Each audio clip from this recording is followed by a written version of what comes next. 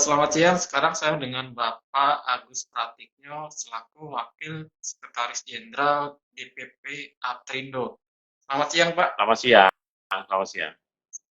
Ya, terima kasih Pak Agus sudah berkenan untuk join di live sekali ini, Pak. Ya, Ya, menarik Pak terkait topik yang akan kita ulas siang ini berkaitan dengan apa yang terjadi di bulan lalu bahwasanya dari Aprindo melakukan atau bersurat Pak ya ke gubernur tentang kesulitan untuk pembayaran tahunan pajak angkutan logistik. Itu kronologi atau detailnya seperti apa Pak? baik. Sebenarnya isu ini apa ya mengenai perizinan kendaraan ini memang isu yang paling panas itu terjadi di Jawa Tengah gitu loh. Kebetulan memang saya ada kendaraan yang memang harus mengurus pajak kendaraannya itu di Jawa Tengah. Nah, awal mulanya itu sebenarnya daripada pemerintah Provinsi Jawa Tengah ya ingin menerapkan daripada amanah Undang-Undang Cipta Kerja di mana adanya perizinan berbasis resiko ya untuk klaster perhubungan, sektor transportasi lah seperti itu. Nah, mereka akhirnya membuat ketentuan ya di 2022 ya, itu catatan saya di sorry sebentar apa diawali dari memang PP 55 tentang penyelenggaraan perizinan berbasis risiko, ya kan, adanya Permenhub nomor 12 2021 mengenai standar usaha produk pada penyelenggaraan perizinan berusaha berbasis risiko sektor transportasi, makanya disikapi oleh pemerintah daerah Provinsi Jawa Tengah, khususnya dalam hal ini Badan Pendapatan Daerah mengeluarkan petunjuk teknis, ya kan, tentang pemungutan pajak kendaraan bermotor dan balik nama kendaraan bermotor di Provinsi Jawa Tengah. Itu suratnya tertanggal 15 Maret 2023. 15 Maret, sorry, 15 Maret 2022. Nah, terus diikutin oleh instansi terkait, yaitu Dinas Perhubungan Provinsi Jawa Tengah, yang ikut mengeluarkan surat, ya kan, tertanggal 31 Mei 2022 tentang rekomendasi plat kuning angkutan umum dan barang di Provinsi Jawa Tengah. Nah, dari kedua surat inilah yang menjadi trigger di mana akhirnya kawan-kawan pengusaha, ya kan, yang ada di Jawa Tengah itu mulai resah di saat di tahun 2022 dikeluarkan surat, 2023 mereka sudah mulai kasak kasak kusuk dan mulai mengeluh bahwa terjadi kesulitan di mana mereka harus perpanjangan pajak kendaraan bermotor. Karena kenapa?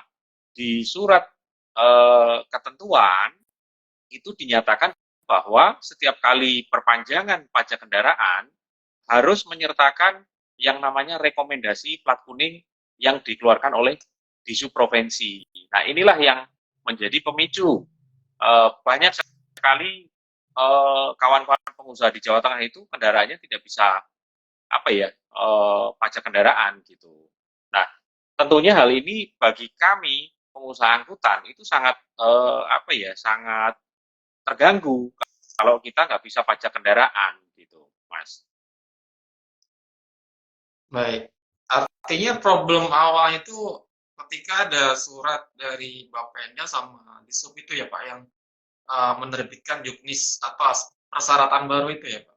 Iya, betul. Jadi sebenarnya gini, ini kan perizinan berbasis resiko itu kan berlaku seluruh Indonesia ya, bersifat nasional. Tapi kan kembali pelaksanaannya, ya kan masing-masing klaster itu kan sudah dibagi oleh pemerintah pusat, itu ada yang menjadi ranahnya daripada pemerintah daerah, dalam hal ini gubernur yang menjadi penanggung jawab. Nah, inilah yang menjadi pemicu. Sebenarnya di provinsi lain pun juga tentunya juga sama.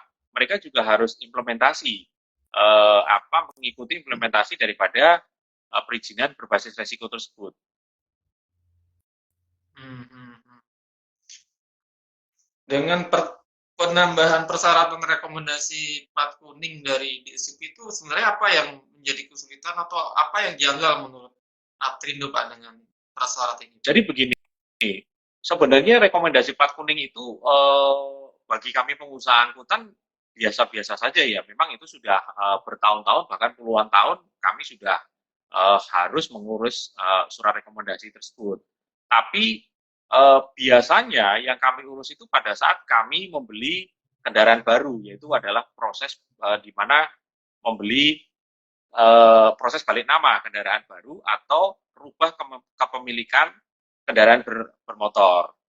Nah, menjadi janggal ketika ada ketentuan bahwa setiap kali kami melakukan perpanjangan STNK ya setahun sekali itu harus mengurus lagi, Mas. Nah, yang lebih cilaka yang lebih cilaka sebelum adanya ketentuan ini sebenarnya boleh dibilang di Jawa Tengah itu adem ayem, ya kan? Bahwa rekomendasi karena masing-masing kabupaten kota itu sudah mempunyai aplikasi online ya itu. Mereka kabupaten kota itu sudah bisa mengeluarkan sendiri-sendiri. Jadi kawan-kawan yang ada di Kabupaten Cilacap, yang ada di Kabupaten Tegal itu tidak perlu mengurus ke Semarang, tapi ke masing-masing kabupatennya gitu loh, seperti itu. Nah, pada saat keluarnya surat ya kan implementasi di tahun 2022 itulah yang akhirnya kemudahan itu berakhir. Semuanya ditarik ke provinsi seperti itu. Baik, baik. Oke, ketika memang persyaratan rekomendasi plat kuning ini dirasa itu memberatkan ketika diterapkan per tahun itu sebenarnya dalam proses untuk mendapatkan rekomendasi itu apakah sulit Pak sebenarnya?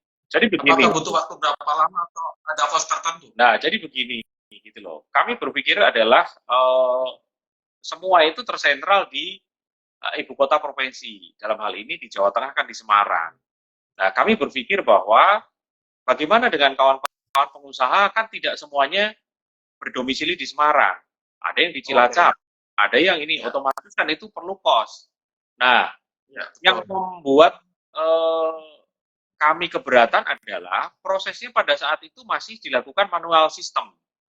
Bahwa kami harus berkirim surat ya, walaupun mereka memberikan toleransi kemudian silahkan dipaketkan segala persyaratan. Nah, itu kan jadi kita buang waktu dan buang biaya. Kenapa tidak dilakukan secara online? Karena selama ini justru di kabupaten kota sudah bisa memproses secara online seperti itu. Oke, jadi gambaran kasarnya itu sudah terlihat kosnya Pak ya, dengan mungkin masih manual dan tersentral hanya di satu kota gitu. Betul, ya, Pak? Betul. Jadi sekarang ini kan harusnya perizinan itu dipermudah ya, apalagi ya mohon maaf gitu loh. Saya menyoroti seperti yang didengungkan oleh Kepala Daerah Provinsi Jawa Tengah, Pak Ganjar, bahwa di Jawa Tengah itu kan selalu didengungkan dengan pelayanan kepada masyarakat yang mudah, murah, cepat, dan transparan. Dalam hal ini dalam pengurusan pajak kendaraan pun juga Jawa Tengah itu paling banyak membuat program-program ya untuk menarik supaya timbul kesadaran pemilik kendaraan untuk mau membayar pajak kendaraannya. Nah, justru inilah yang menjadi janggal kalau semuanya itu tersentral di Semarang seperti itu. Oke, oke. Kalau di surat itu kan disebutkan argumen dari Disub untuk verifikasi data gitu. Sebenarnya apakah memungkinkan dengan argumen itu sebenarnya ada perbedaan database mungkin Pak dari Disub, Bapenda atau Samsat mungkin Pak? Nah, justru itu yang menjadi pertanyaan besar bagi kami adalah kalau memang argumennya beralasan bahwa ingin mendapatkan data yang seperti apa, betul kan?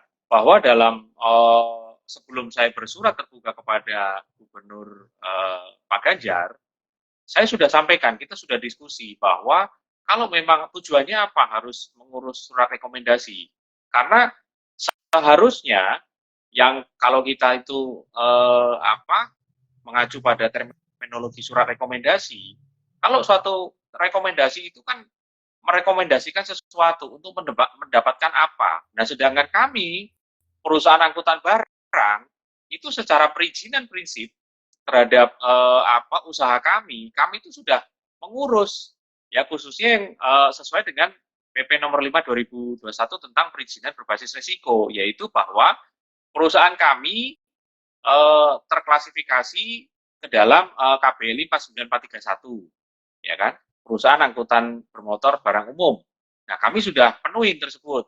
Nah, apalagi yang dimintakan? Seharusnya kan tidak perlu, kalau yang namanya sebuah perusahaan itu sudah diizinkan, yang namanya izin itu kan adalah ujung ya, restu daripada semua rekomendasi. Nah, cuma kan dalihnya bahwa untuk supaya dari pemerintah daerah itu mampu memverifikasi lebih detail bahwa perusahaan-perusahaan atau kendaraan inilah yang berhak untuk mendapatkan subsidi subsidi pajak kendaraan bermotor, insentif lah seperti itu. Apakah mungkin nggak Pak, maksudnya dari masing-masing instansi ini memiliki data yang berbeda, pada akhirnya mereka butuh verifikasi lagi gitu. Nah, ini menjadi PR bagi ini ya, para stakeholder di perhubungan ya, gitu loh. Baik bukan hanya di Kementerian Perhubungan, tapi juga di kepolisian. Tapi kan kepolisian memang saat ini juga sudah berbenah, ya kan, semuanya mau terintegrasi secara online. Itu kalau kita bisa lihat di kepolisian kan SIM aja sekarang sudah bisa perpanjangan di semua wilayah. Nah, khusus untuk kendaraan yang pengaturannya melalui Kementerian Perhubungan, nah ini memang kemarin kami dari Aptrindo juga menyoroti bahwa perlu segera berbenah bahwa data-data itu semuanya harus disinkronkan, terintegrasi secara online.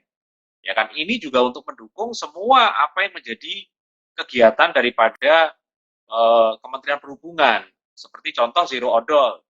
Itu kan kita bingung. Kita mau berdasar di mana? Karena kendaraan itu kan kita tahu bahwa kendaraan mobilitasnya itu tinggi.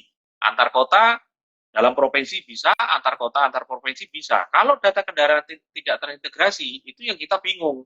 Makanya kembali bahwa yang disampaikan bahwa untuk mencari data, ya kan, lebih detail, saya pun juga sudah sampaikan. Kurang apa? Bahwa kendaraan-kendaraan itu kan juga berkunjung kembali kepada instansi terkait di Dinas Perhubungan Kabupaten Kota per 6 bulan sekali itu kan kendaraan harus uji kir. Nah, sedangkan uji kir itu kan detail, harus lihat fisiknya, diuji kelayakannya. Berarti kan juga melihat juga bahwa proses kir pun juga harus menyertakan yang namanya dokumen kendaraan. Seperti itu, Mas. Baik. Dan ini murni terjadi hanya di daerah Jawa Tengah ya Pak? Di provinsi lain sih? Sebenarnya begini, yang seperti sudah saya sampaikan, bahwa semua pemerintah daerah di seluruh Indonesia itu sudah harus menerapkan yang namanya perizinan berbasis resiko. Ya kan, diawalin itu dulu, bahwa saat ini itu kan dengan adanya integrasi perizinan yang dilakukan oleh Pak Jokowi dengan menciptakan yang namanya One Single Submission (OSS), ya kan, terus disempurnakan dengan OSS RBA (Risk Based Approach), ya kan, berbasis resiko. Jadi ada dua perizinan yang semua pelaku usaha itu miliki. Yang pertama adalah nomor induk berusaha, ya kan. Nah, nomor induk berusaha nanti akan dilengkapi dengan sertifikat standar. Nah, nomor induk berusaha mungkin semua perusahaan itu akan mendapatkan pada saat mereka mendaftarkan akte pendirian mereka direstui oleh Kementerian Kumham, itu mereka nantinya akan didaftarkan ke OSS, itu akan mendapatkan NIB. Tapi saat ini bahwa pelaksanaannya NIB itu dianggap berlaku kalau sudah memenuhi sertifikat standar, yaitu nanti buktinya apa? Bahwa sertifikat standar itu kalau kita sudah penuhi segala persyaratannya, akan tertulis di situ sudah terverifikasi seperti itu. Nah, kembali seharusnya semua di Indonesia itu melakukan, Samsat seluruh Indonesia melakukan, bahkan di Jakarta sendiri, ya kan, kenapa saya bisa berbicara seperti itu, sebenarnya juga mereka melakukan. Cuma akan kembali kepada kebijakan masing-masing pemerintah daerah, karena pajak kendaraan bermotor itu kan menjadi ranahnya daripada provinsi masing-masing. Seperti itu, Mas. Baik. Di surat yang Pak Agus tulis kan dengan persyaratan tambahan itu ada potensi kemungkinan ke depan kalau memang itu terjadi kan ada potensi pungli, Pak. Di proses mana aja, Pak, yang Pak Agus nilai ada potensi pungli, Jadi Pak? begini, kita nyorotin adalah yang tadi sudah saya sampaikan di awal bahwa kalau perizinan itu tersentralize dan kita masih harus manual, ya kan, bertemu dengan orang dan proses otorisasi atau approvalnya itu, ya kan, ibaratnya hanya satu orang, itu kan potensi penyalahgunaan jabatan dan wewenang itu kan pasti juga akan terjadi. Pertama itu. Yang kedua, nah bagi apa ya, kemudahan daripada proses untuk mendapatkan, ya kan, bagi kawan-kawan yang berdomisili di luar tempat yang harus untuk proses pendaftaran. Contoh tadi kan, kalau harus mengurus ke Semarang dari Cilacap, kalau prosesnya bisa langsung, Mas, itu nggak masalah. Tapi bagaimana kalau prosesnya itu, ya kan, dari Cilacap ke Semarang itu butuh waktu. Sampai di sana petugasnya sudah istirahat atau tidak masuk. Mereka harus kembali lagi. Lama-lama kan pengusaha kan juga bingung juga. Ujung-ujungnya kenapa? Ya sudah, ya kan, yang tadi adanya apa pemicu seperti itu, ya akhirnya semuanya udahlah, daripada kita capek wirawiri, ya kita mengarahnya ke tadi gitu loh, ke pungli tadi, seperti itu. Baik, baik. Di surat itu kan ada 4 poin tuntutan ya, Pak, yang disampaikan oleh Pak Ya, Agus itu. Bisa disebutkan satu-satu, Pak? saya untuk tuntutannya itu kan kemarin itu salah satunya kan supaya untuk perpanjangan pajak itu tidak perlu lagi, perpanjangan pajak tahunan itu tidak perlu lagi adanya rekomendasi plat kuning, rekomendasi dari Disub Provinsi. Tuntutan kita seperti itu. Yang kedua, eh, untuk pengurusan apa rekomendasi itu dikembalikan kepada kabupaten kota. Ini untuk mengurangi atau meminimalkan terjadinya pungli, ya kan? Ya, dan pada akhirnya dari Bapenda kan merespon, Pak, dan memberikan apa yang mau dari Aptrino, Pak. Apakah semua itu dipenuhi, Pak, tuntutan dari teman-teman Aptrino ini? Ya, kalau sebelumnya juga di forum ini ya mungkin bagi bapak-bapak pejabat dari apa Bapenda instansi terkait ya Bapenda Jawa Tengah, dari Disub Provinsi Jawa Tengah, dan mungkin juga Pak Ganjar juga dan kawan-kawan apa yang membantu, ya secara pribadi saya mengucapkan terima kasih karena respon cepat, begitu cepat dari keluhan yang saya sampaikan. Surat tanggal 13 saya kirimkan langsung, sebenarnya hari itu juga tanggal 13 saya masih ingat itu di pagi hari saya kirimkan ke Pak Ganjar. Pak Ganjar pun juga langsung menurunkan tim untuk berkomunikasi dengan saya, ya kan, untuk meminta masukan yang tadi yang sudah disampaikan yang 4 poin tadi ya gitu loh, bahwa intinya apa saja sih yang menjadi keluhan pengusaha angkutan, saya sudah berikan masukan. Terus kita diskusi akhirnya tanggal 24 Januari, ya kan, berarti kan kurang lebih sekitar hampir 2 minggu, mereka dari Bapenda itu melakukan memberikan surat keputusan terbaru tentang perubahan kebijakan petunjuk teknis yang sebelumnya, yaitu diantaranya tidak lagi diperlukan yang namanya rekomendasi plat kuning dalam pengurusan pajak perpanjangan pajak kendaraan. Terus nantinya untuk pengurusan rekom nanti akan diterbitkan melalui kabupaten kota. Nah itu sungguh sangat luar biasa ya gitu loh. Intinya bahwa dari semua apa yang saya sampaikan ke Pak Gubernur itu diakomodir lah bagi kami pengusaha angkutan menjadi lebih mudah depannya, seperti itu. Baik, dan per hari ini semua apa yang terbitkan atau surat dari Bapeda itu sudah terlaksana Pak di lapangan Pak? Sejauh ini sudah terlaksana. Kebetulan tadi pagi pun juga saya diskusi dengan Kepala Samsat di Kabupaten Boyolali. Itu juga ya cukup ini ya kooperatif juga. Saya terima kasih juga dengan kebetulan Pak Agus juga namanya, Kepala Samsat Boyolali. Itu ya cukup welcome dan cukup senang Pak gitu loh. Karena terus terang sebenarnya dengan adanya kebijakan yang sebelumnya, kasihan juga Mas kepala-kepala Samsat atau petugas Ya, Samsat di seluruh kabupaten kota di Jawa Tengah itu pasti berbenturan dengan semua, ya kan? Semua orang yang mempunyai semangat pengen bayar pajak, tapi kesannya itu dipersulit seperti itu. Tapi ya setelah dengan keluarnya surat dari Bapenda dan Dinas Perhubungan Provinsi itu seharusnya hari ini di semua kabupaten kota di Jawa Tengah tidak ada masalah seperti itu. baik. Setelah terbitnya surat dari Bapedanya, apakah ada rencana lanjutan Pak dari Aptrindo untuk misalnya melakukan audiensi dengan semua pihak termasuk Bapeda atau Disub Pak?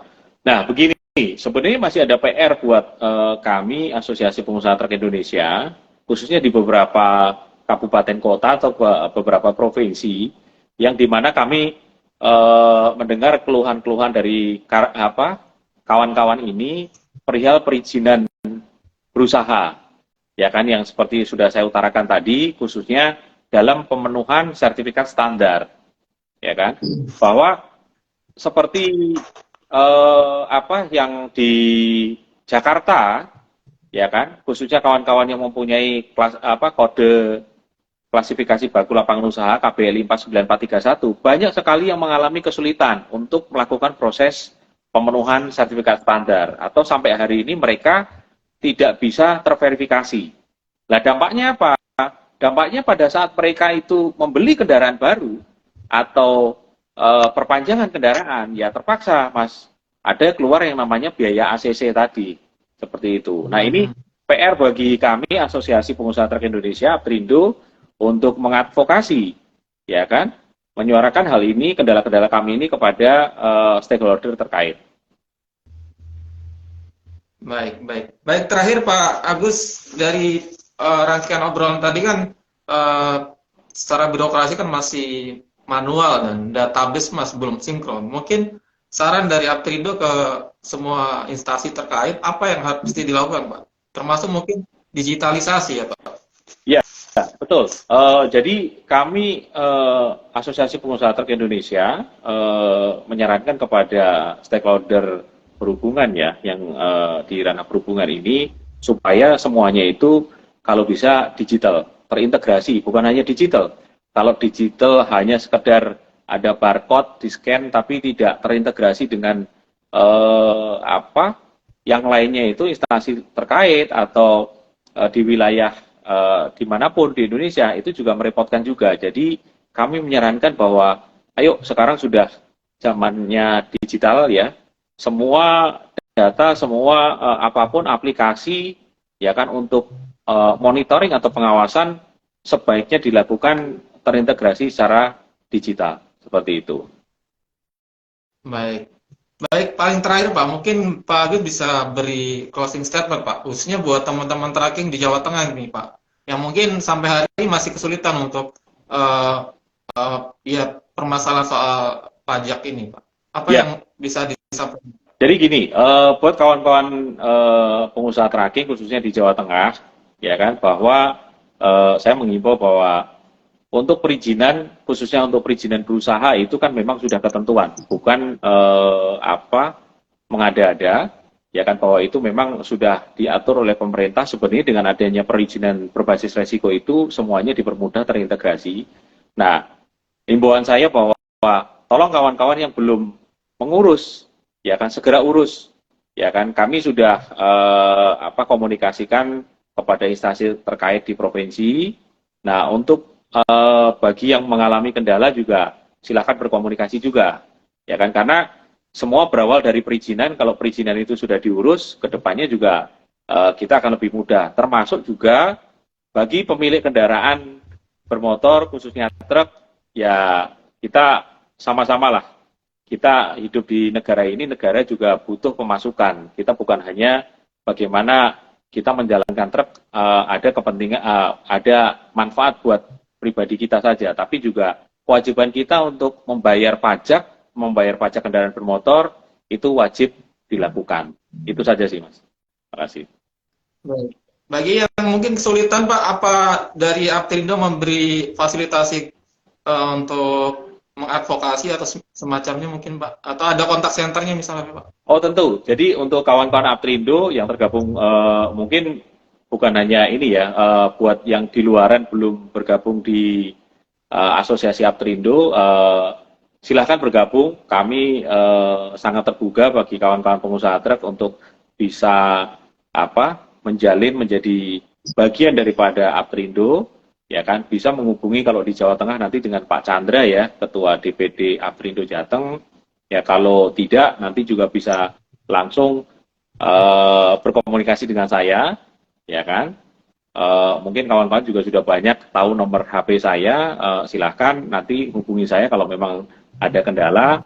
Kalau tidak juga langsung telepon ke kontak senternya Aptrindo, itu bisa dibuka di websitenya Aptrindo ya, www.aptrindo.com kalau nggak salah, seperti itu. Baik, oke. Baik, terima kasih Pak Agus. Semoga forum ini bisa menjadi sarana sosialisasi ya Pak. Ya, terima kasih Mas Abdul, terima kasih. Ya, semoga bisa diinikan. Ya. Baik, selamat siang Pak. Terima kasih, selamat siang.